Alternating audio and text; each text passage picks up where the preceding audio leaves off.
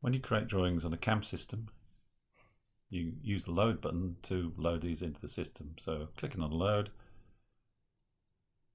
this is set to default to CNC Street Cam. You can default it to any drive or any location by navigating to that location, pressing make default.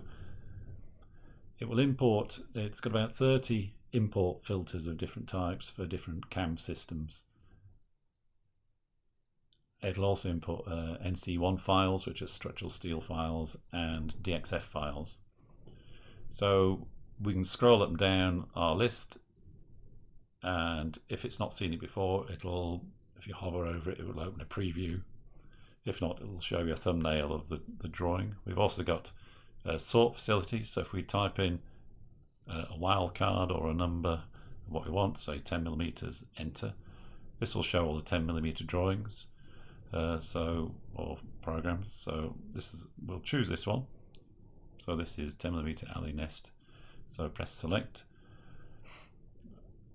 It shows a preview of the screen. Then again, we're back into the plasma setup, and next takes us onto the cut screen.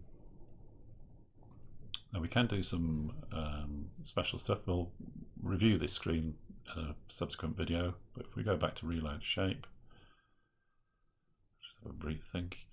So here's our import preview screen. We've got a button here called cut one part. If we press that, that will open up this job, and each piece has got a yellow dot, which is the first piece on each piece. So if we select one of these with our finger, that will pull that one out of the nest and select. So we can then cut that as an individual part.